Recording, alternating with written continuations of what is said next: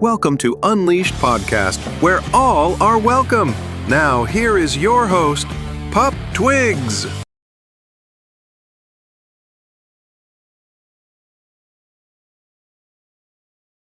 Hey everyone, Pup Twigs here on another episode of Unleashed Podcast. And joining me all the way from Missouri is Melancholy Ghost. How are you? I'm good. Thank you for having me. Oh, I'm so glad that I got to get you on here and everything.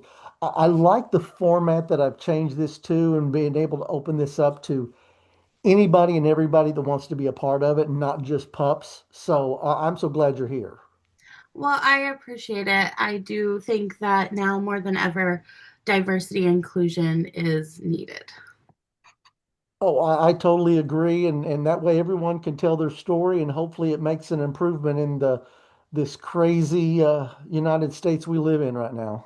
Exactly. Well, let's get started. I just want to see if you could share a little bit about your journey and what being part of our LGBTQIA plus community means to you. Sure. So I I knew from a kid that I was different.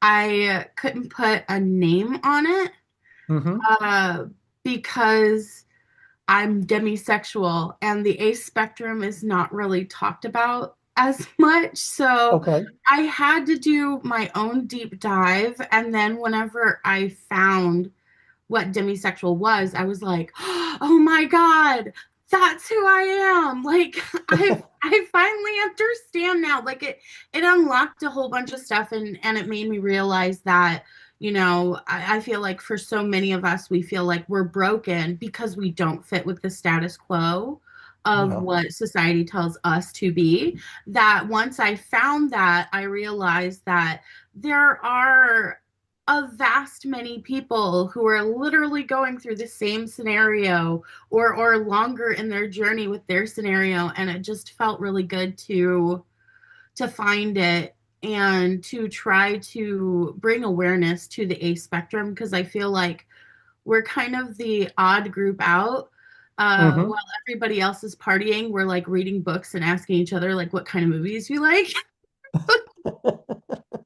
We have to form that connection, which is just it sometimes it's really really grueling, but other times it's so wonderful.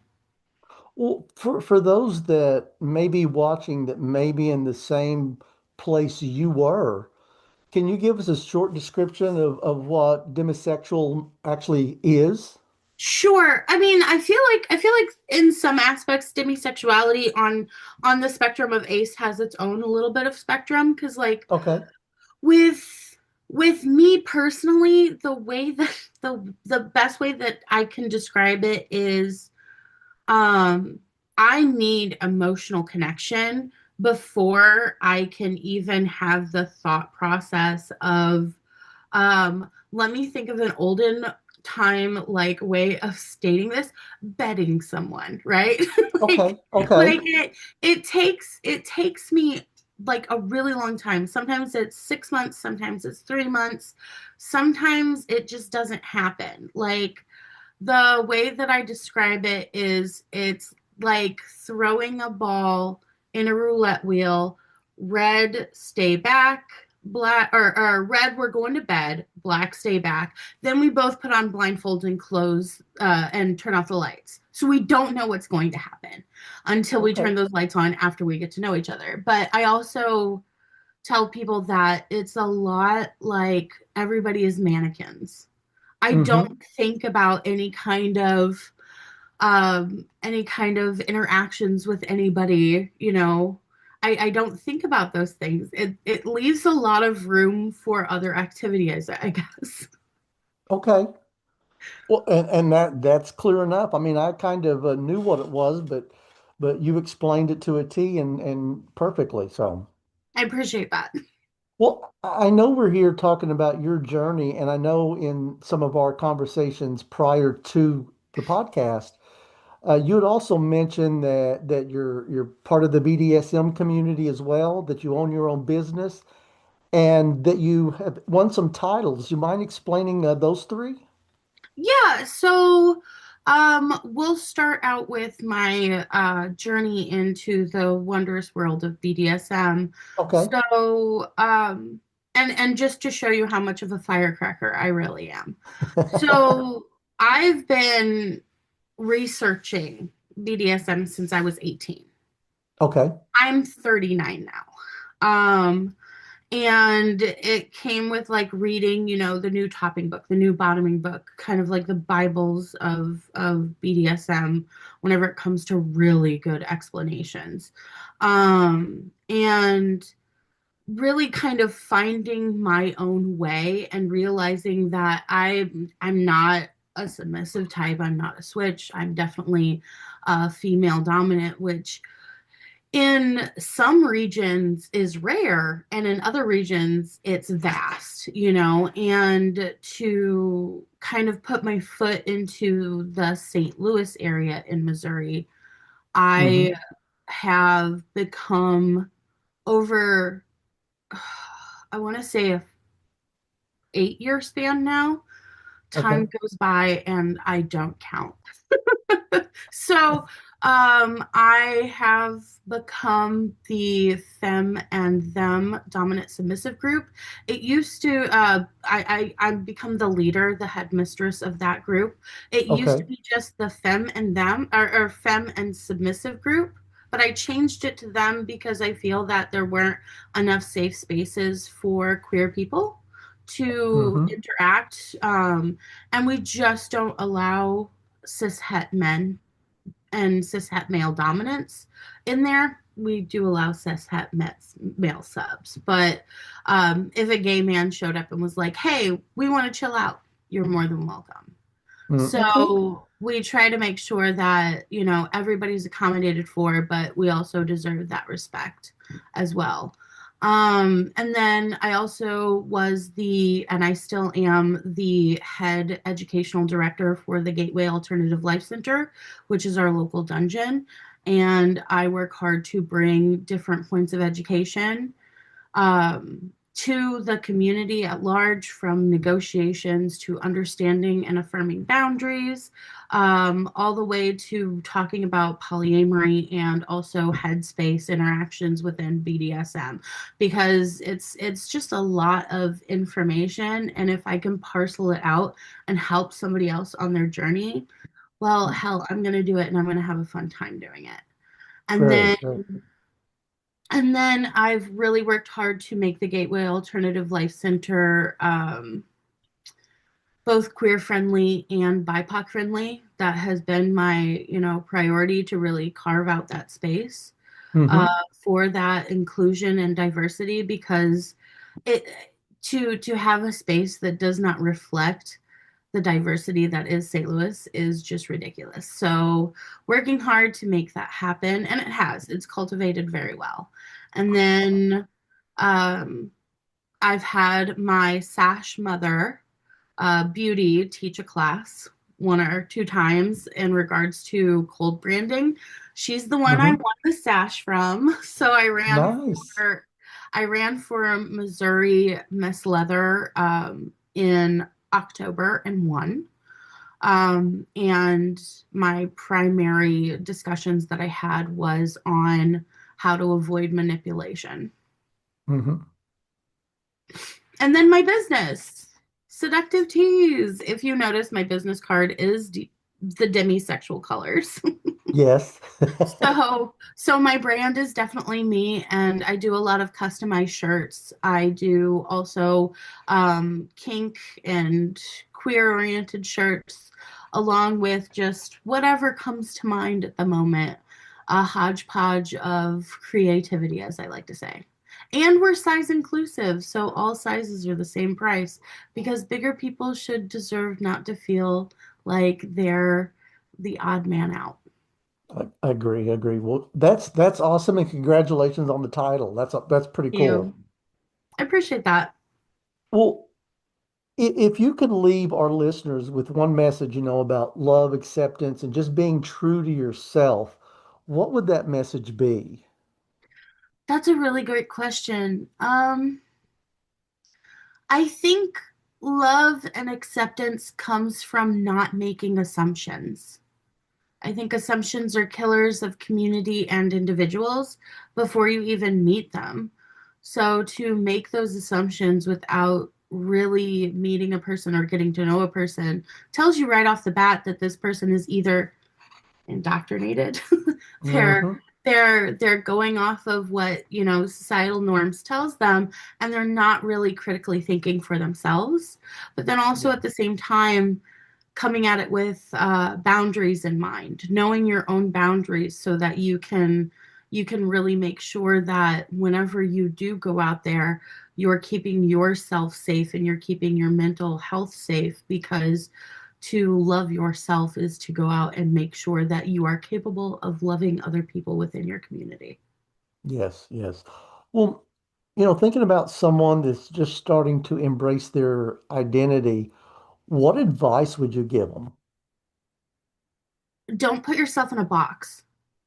So many times I see people who think that they can only be one thing and they can't be a plethora of different things at the same Mm-hmm. time.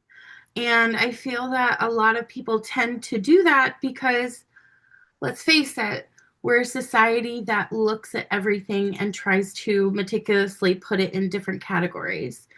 Yeah. Um, which I feel that if you try to stick yourself into a box, you're preventing yourself from really growing those roots in other places that you can. Yeah, I agree with you. Well, I'm assuming that you have probably got to attend a lot of different events over the years. Is there any moment or just event in general that has been your favorite? I, I have to say that's a great question. Let me take some time to really think about it. Okay. I would have to say the best events that I've gone to are the ones that like really look out for their educators. They really look out for the individuals coming by making sure that they feel safe and accommodated for. So I'm not Okay. going to just name a place or region. I'm going to name tools that have been so helpful in different scenarios that I think Okay. work out really well. So like making sure that people have pronouns on their badges. Like I love Mm-hmm. that, and if they're willing to be hugged versus not hugged, because some people don't like being hugged or they get overstimulated really easily, True. and being thoughtful about that is important. I really love whenever educators are really treated well and making sure that they have everything that they need for events like that, if it's an educated oriented event, because then it becomes a cakewalk for the educator to really shine and do what they do best and not Mm-hmm. have to worry about anything. And then just making sure that, you have the really good staff there that's making sure that everything is going according to plan. And then if something does go haywire, rather than blow up and everybody hear about it, making sure to keep it to themselves if they can, and dealing with it in the background rather than pushing it in the foreground and kind of bringing everybody into it whenever that's not necessary. Those are the events that I find that run so smoothly that it's just an enjoyable event. And I would have to say that one of those would be Show Me Leather that I went to, not last year but the year before. That one was Awesome. very well handled. That's always good to hear. Organization is a big part of it, and you can always tell if there's a group that's not organized on how it runs. So, well, what misconceptions about, our community do you wish more people understood? I wish that they wouldn't look at the, you know, LGBTQIA plus community as if we had a cult like agenda. Hmm. Like Exactly. I feel like that's whenever I need to look at the person and go, I think that you might be projecting. Hmm. Yeah. because my agenda is just to live my life, and I want to just be left alone with my books and my ability to educate. I don't have an agenda, and if I do, it's definitely in a huge poly calendar that is full. Yeah, I mean, I think just about everybody that I know, our agenda is just to let us live our life and be happy. Exactly. That's Yeah, it. 100%. And we hope the same for you too. Yeah, and that's the other thing that, you hit the nail on the head, is the fact that I feel like the people who are trying to look at us as if we are an enemy. We're not looking at them as an enemy in our eyes. We're just going, I hope that whatever you're going through, you make it out okay. And that you find your own peace without tormenting other people. And Yeah, exactly.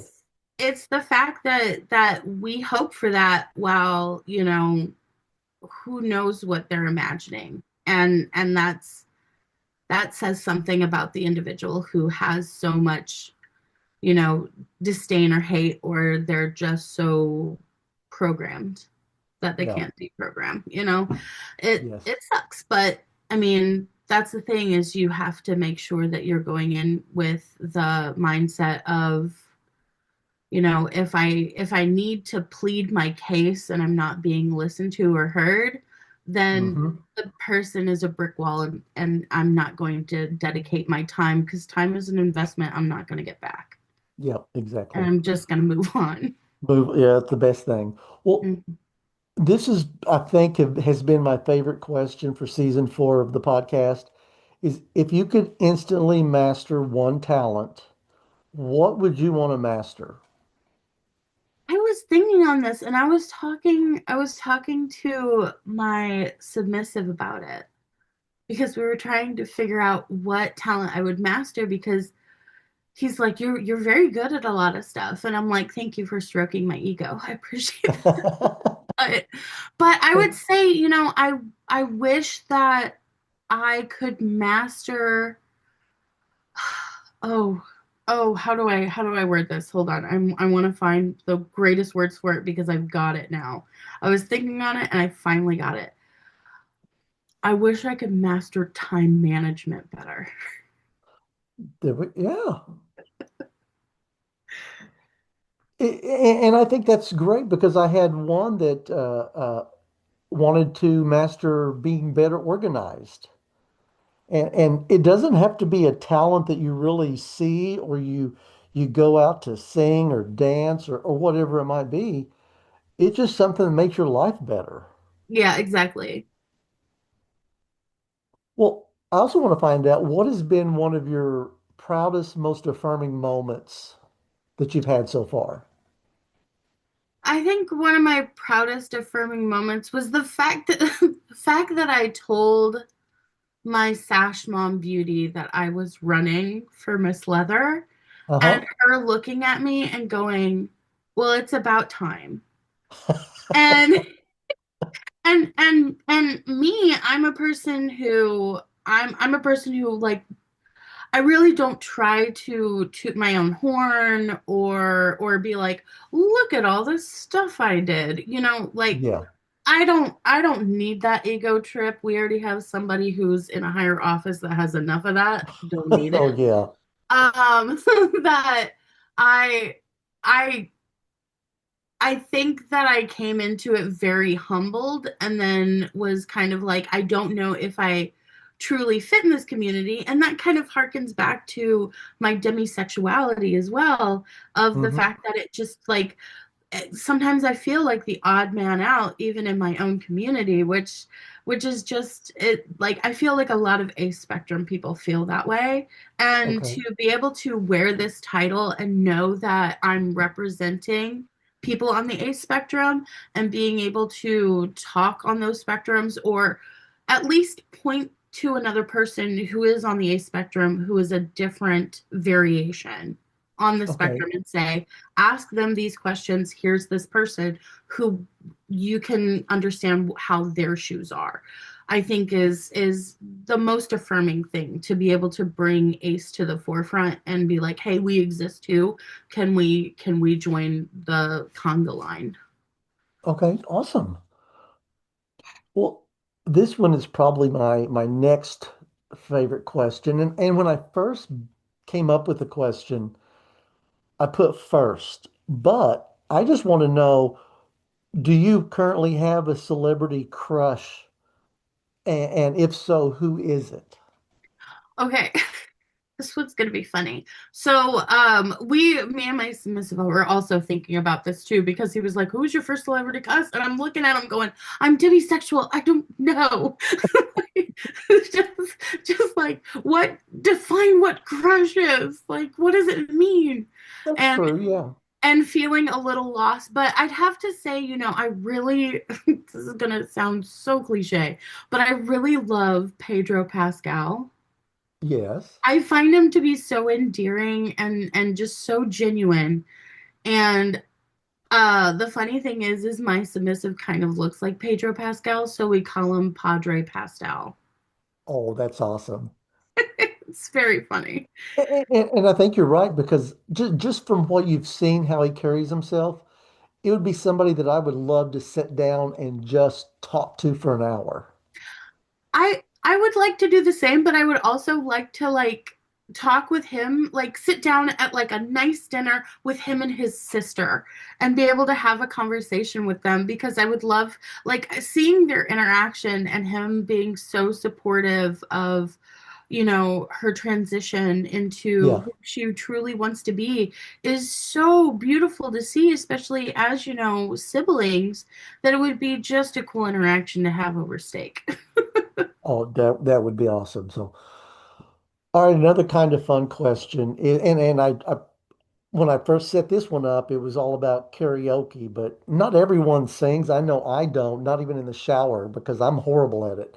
But is there a specific song that you like? I mean, and if you do sing karaoke, what is that song? Or maybe it's just a song that just gets you hyped up when you hear it. Sure, I do sing karaoke. I Awesome. enjoy karaoke a lot. My go-to is either um Cherry Bomb by the Runaways, Uh-huh. or I also sing Somebody to Love by Jefferson Airplane. I have been Oh, told that I sound exactly like Grace Slick, so I got to take oh, that wow, that's compliment. awesome. I like that. Thank you. Well, what challenges have you yourself faced, and how have you been able to overcome them? Sure. Um, I think I think the challenges I have faced are more along the lines of realizing that I am not alone. So, like, one of the Yes. biggest challenges that I've done thus far that is coming full circle again is I threw a drag burlesque show under my business. And essentially, what I wanted to do was help raise funds for the tornado relief efforts for St. Louis.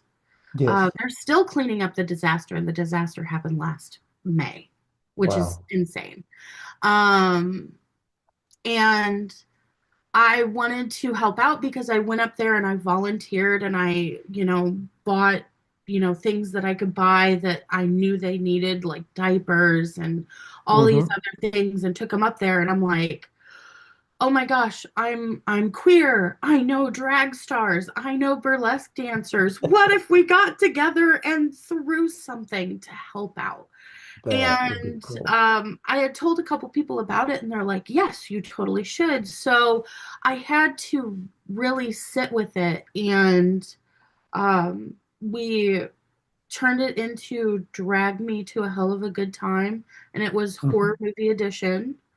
Um, and I was like, I sold it to the venue first. I had nothing planned. I sold it to the venue first. I was like, here's what we're going to do. I already have all these people. We're doing all this. And he's like, that's great. We'll do it. And I'm sitting there going, well, now I got to do it. Yeah. I got this challenge. So, needless to say, I had some amazing friends come forward and amazing talent come forward. And we ended up making the system that I wanted to make happen, which the door money went to the venue and the performers. And Hmm. then the tip money went to the rescues, or not rescues, but charity organizations, which was the Urban League and Operation Food Search. And then the raffle items were all local businesses to raffle for so that we could promote them because small businesses matter, especially now more than Yes, they ever. do. So it Wow, turned that out really good, and we raised $1,200. And now I'm doing two more next year. One is May 2nd, which is the uh, Dark Fantasy Edition. And the other one is July 11th. And we partnered with one of the sponsors. They really loved our event, and it's their 5th year doing their event, which is Hysteria Fest. They do a horror movie, like a horror movie, almost like a film festival. And hmm this year, their film festival is Japan. So we're doing Drag Me to a Hell of a Good Time, Vengeful Spirits. And I've told people that we're doing interpretations. We're not trying to culturally appropriate. So that's what I've told my creative people because we want to be as respectful as possible. Sure. That sounds amazing. I'm excited. Yeah, oh yeah, I would be too. I would too. Well, last question, and this one just I want to find out who has been your role model up to this point. Who has been my role model? Oh my gosh. I have to say one of the best role models that I really enjoy anytime I see them is John Waters. I love John Oh, Waters. John Waters, essentially, just making something out of nothing and yes. making sure that you have really good friends that can help you make that something out of nothing because Hmm. it's not just the individual, it's the village that makes it happen. That's And right. boy, oh boy, that happened with our event. And all I have to say is thank you, John Waters. Well, I want to give you the opportunity to share any contact information, social media, websites, things like that. So I'll turn it over and let you do that. Sure. So I am on Instagram as Miss Melancholy Ghost, which I just started back up. I was mad at the Zuckerberg for a while, but I realized with the stole, I kind of have to. Um, Facebook as well. I'm on there as Melancholy Ghost. Also, Drag Me to a Hell of a Good Time is on Instagram and all the socials. And then also, I have my own page on a spicy website, starts with a F and has an L in it. Wasn't sure if I could say that out loud, which is Yeah, this is a not safe for kids podcast, so it's okay. okay.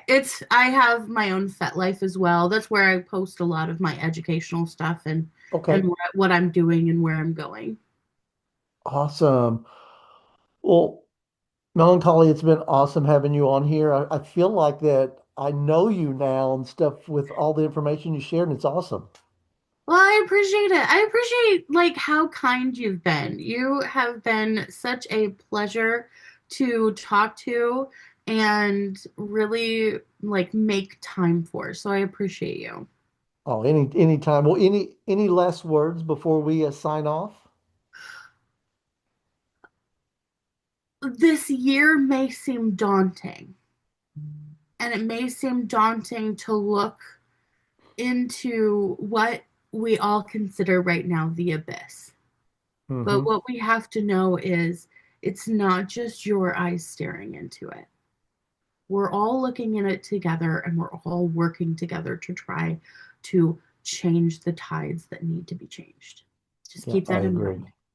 Yes. Well, thank you again for wanting to be on here. I've enjoyed the time that we've got to sit down and talk and learn a little bit about you and everything. And I know it won't be the last time that we talk. Well, I appreciate that. And I've also heard that my Sash siblings have reached out to you as well. Yes, yes, they have. So I look forward to getting to visit with any of your entourage on here. So yes. Of course, I can't express how well you do with your interviews. They are a blast. Oh, thank you. I really appreciate that. Well, listen, I won't keep you, but you take care and we'll talk to you again soon. Sounds good. Have a good one.